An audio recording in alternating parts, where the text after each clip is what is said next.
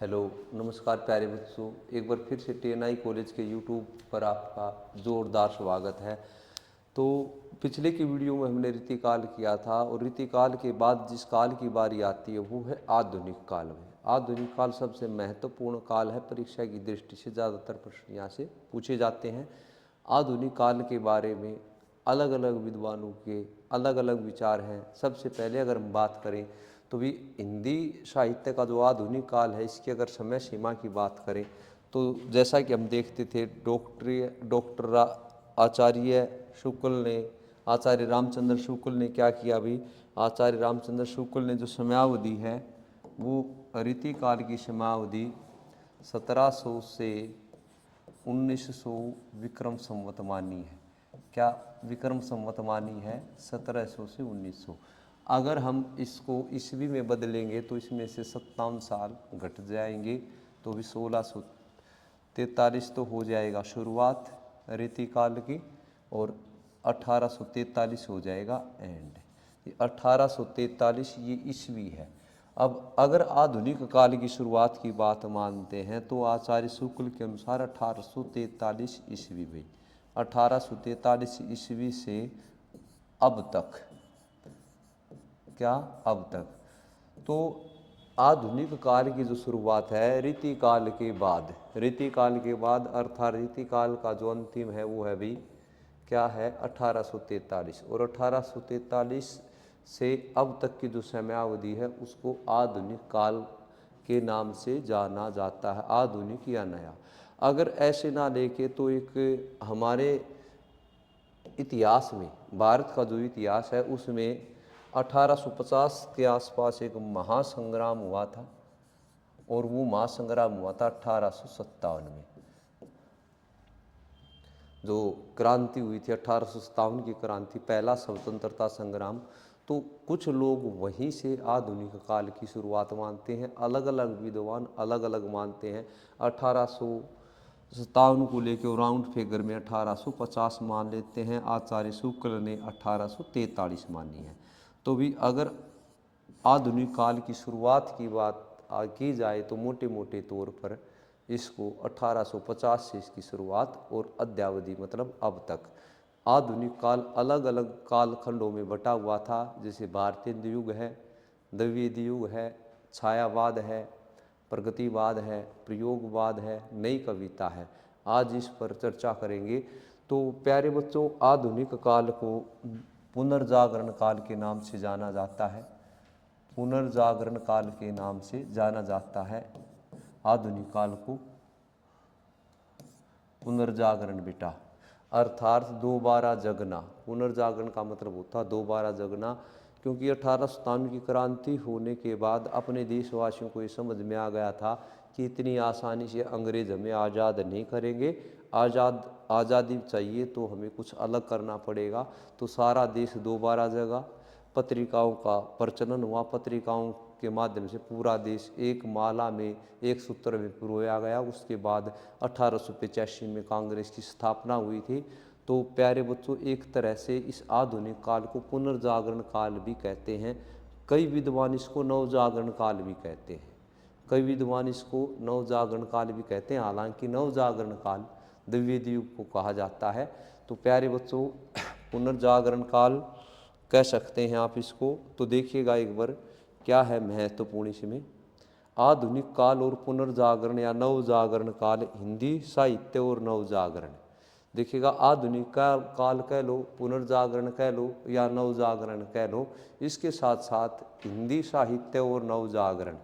नवजागरण की वही बात है भाई, नवजागरण अब यहाँ से देखिएगा प्यारे बच्चों, ये है नवजागरण द्विवेदी को कहा जाता है। वैसे हिंदी आधुनिक काल की शुरुआत की भी, हिंदी में जो आधुनिक काल है, हिंदी साहित्य में आधुनिक काल है, उसकी शुरुआत कहाँ से तथा कब हुई? तो आचार्य रामचंद्र शुक्ल ने आधुनिक काल 1900 विक्रम संवत से मानते अर्थात 1900 में से फिर वही 1900 से मानते हैं, 1900 तक वो रीतिकाल को मानते हैं। तो ईस्वी में अगर हम इसको बदलेंगे तो 57 साल घट जाएंगे। क्या आ जाएगा बेटे? 1843 आ जाएगा, जो इस वीडियो के शुरू में मैंने बता दिया था। 1843 से मानते हैं। हजारी प्रसाद द्विवेदी जी इसकी शुरुआत 1850 से मानते हैं। अगर हजारी प्रसाद जी के बाद बात की जाए तो आधुनिक काल की शुरुआत 1850 से मानते हैं। आचार्य रामचंद्र शुक्ल इसकी शुरुआत 1843 से मानते हैं। भाई कई विद्वान आधुनिक काल की शुरुआत 1857 की क्रांति से जोड़कर देखते हैं कि 1857 का जो महासंग्राम हुआ था, क्रांति हुई थी, उससे जोड़कर कई विद्वान हिंदी में आधुनिक काल की शुरुआत मानते हैं। भाई आगे बढ़ते बेटे, रामविलास शर्मा भी आधुनिक काल की शुरुआत 1857 की क्रांति से मानते हैं। अगर रामविलास शर्मा के अनुसार आ जाता है आधुनिक काल की शुरुआत तो 1857 की क्रांति से मानते हैं। आधुनिक काल का नामकरण भाई बहुत ज़्यादा पूछा जाता है कि आधुनिक काल का नामकरण, जैसे दोहरे नामकरण की पद्धति अपने हिंदी साहित्य के इतिहास में आचार्य रामचंद्र शुक्ल की देन है। प्रत्येक काल को दोहरा नामकरण दिया गया है। तो आधुनिक काल को क्या क्या नाम दिया गया है देखिएगा। भी अलग अलग विद्वानों ने आधुनिक काल को अलग अलग नामों से पुकारा है जो अग्रलिखित हैं। रामचंद्र शुक्ल ने इसे गद्य काल कहा। भी अगर ना रामचंद्र शुक्ल से पूछते हैं आधुनिक काल को तो भी गद्य काल कहा, क्योंकि भारतेंदु युग में गद्य लेखन की शुरुआत हो चुकी थी। चाहे उसमें नाटक आए, चाहे उसमें उपन्यास आए, चाहे उसमें निबंध आए। भी कहानी बाद में शुरू हुई हैं। ये तीन गद्य की सशक्त विधाओं का प्रचलन भारतेंदु युग में हो गया था, इसलिए शुक्ल जी ने इसको गद्य काल कहा। मिश्र बंधुओं ने इसे वर्तमान काल कहा। भी मिश्र बंधुओं ने आधुनिक काल को क्या नाम दिया है? वर्तमान काल। अगर बात आती राम कुमार वर्मा था गणपति चंद्र गुप्त की तो इसको आधुनिक काल। आधुनिक काल को आधुनिक काल कौन विद्वान कहता है? तो भी राम कुमार वर्मा और गणपति चंद्र गुप्त आधुनिक काल को आधुनिक काल नाम देते हैं। आगे बढ़ते बेटे अगला जो पॉइंट है,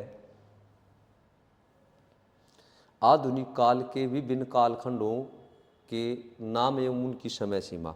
भी आधुनिक काल अलग अलग कालखंडों में बटा हुआ था। ये हैं आपके सामने भारतेंदु युग या पुनर्जागरण, भारतेंदु युग या पुनर्जागरण। भी गले में थोड़ी प्रॉब्लम हो रही इसलिए बोलने में थोड़ा हो रहा है और 2-3 दिन में ठीक हो जाएगा। 1843 से 1900 तक का जो समय अवधि है ये भारतेंदु युग की नहीं है बेटा। ये देखिएगा एक बार देखते हैं, ये आधुनिक काल की समय अवधि है, क्योंकि भारतेंदु जी का जो जन्म है 1850 में हुआ था। तो द्विवेदी युग कह लो या नवजागरण कह लो, द्विवेदी युग कह लो या नवजागरण काल कह लो। उसके बाद भी छायावाद, स्वच्छंदवाद या रोमांटिक इज्म है भी ये, ठीक है। तो भारतेंदु युग जो सबसे पहले 1843 से 1900 तक, द्विवेदी युग भाई 1900 से 1918, छायावाद 1918 से 1936, उत्तर छायावाद 1930 से 1936, प्रगतिवाद सबसे छोटी समय अवधि है 1936 से 1943 भी। तो ये है। इसके बाद प्रयोगवाद 43 से 55 तक, उसके बाद नई कविता और छोटे छोटे बहुत सारे छोटे छोटे नाम दिए गए हैं। समकालीन कविता कह लो, नई कविता कह लो, प्रपद्यवाद कह लो। अब है भारतेंदु, जो है भारतेंदु युग की समयावधि। सही मायने में जो भारतेंदु थे उनके नाम पर इस युग का नाम रखा गया, क्योंकि गद्य की शुरुआत हुई, पत्रिकाओं की शुरुआत हुई, बहुत बड़ा योगदान भारतेंदु जी का। तो अब भारतेंदु युग की जो समयावधि है देखिएगा, आचार्य रामचंद्र शुक्ल के अनुसार अगर हम बात करते हैं तो इस समयावधि को शुक्ल के अनुसार 1868 से 1893 भाई, राम कुमार वर्मा 1870 से 1900, मिश्र बंधु 1869 से 1888, रामविलास शर्मा 57 से 1900 भाई, केसरी नारायण शुक्ल 1865 से 1900। तो अलग अलग विद्वान भारतेंदु युग की अलग अलग समय सीमा मानते हैं। सबसे ज़्यादा शुक्ल की समय सीमा का सभी समर्थन करते हैं, 1868 से 1893 भाई। तो प्यारे बच्चों, अब बात आती है भारतेंदु जो युग है उसकी समय सीमा को राउंड फिगर में 1850 से 1900 तक मान लिया गया, जिसमें 1843 से 1850 का जो समय था वो था भारतेंदु पूर्व, और 1867 से लेके और भी इसके बाद का जो है उसको भारतेंदु युग के नाम से जाना जाता है। भारतेंदु जो हरिश्चंद्र थे उस युग को क्या नाम दिया बेटा? तो नवीन काल नाम दिया बाबू गुलाब राय ने। बाबू गुलाब राय ने भारतेंदु युग को नवीन काल नाम से पुकारा है भी, ये कई बार पेपर में पूछा जाता है। उसके बाद श्याम सुंदर दास ने इसे नवीन विकास काल कहा है। और बेटा पृथ्वीनाथ कुलश्रेष्ठ ने इसको साहित्य काल कहा। ये भारतेंदु युग के बेटे आधुनिक युग के नामकरण नहीं है, आधुनिक युग के तो वही हैं। आधुनिक युग का नवजागरण काल कह सकते हो आप, गद्य काल कह सकते हो, वर्तमान काल कह सकते हो, आधुनिक काल कह सकते हो। ये जो नामकरण है ये भारतेंदु युग के हैं बेटे, ठीक है। जागरण काल त्रिभुवन ने नाम दिया भारतेंदु युग को। पुनर्जागरण काल नगेंद्र ने नाम दिया है बेटे। उसके बाद आचार्य शुक्ल ने इसे नई धारा का प्रथम उत्थान कहा है। कुछ विद्वान इसे पुनर्जागरण काल के नाम से ही पुकारते हैं। तो आगे बढ़ते हैं। रामविलास शर्मा ने इसे नवजागरण काल कहा, पूछ लिया जाता है। कुछ विद्वान इसको निर्माण काल नाम से पुकारते हैं बेटे। तो अलग अलग विद्वानों, जैसे रामविलास शर्मा ने क्या कहा, और कुछ विद्वान इसको निर्माण काल नाम से भी जानते हैं। तो बेटे अलग अलग विद्वानों ने आधुनिक काल में जो पहली काल अवधि है भारतेंदु युग, उसको भी अलग अलग नाम दिया। किसी ने निर्माण काल कहा है, किसी ने नवीन काल कहा है, किसी ने शुरुआती काल कहा है, किसी ने पुनर्जागरण काल कहा है। तो इस चीज़ का हमें ध्यान रखना है कि भी हम क्या नाम देंगे। किसी ने नई धारा का प्रथम उत्थान कहा है। तो प्यारे बच्चों, ये थे आधुनिक काल के कुछ महत्वपूर्ण बिंदु। अगली वीडियो में मैं एक अलग टॉपिक के साथ फिर हाजिर हूँगा। तब तक के लिए आप ये वीडियो अच्छे से देखते रहिएगा, बार बार देखते रहिए ताकि पक्की हो जाए। जय हिंद, जय भारत, मुस्कुराते रहिएगा बेटे।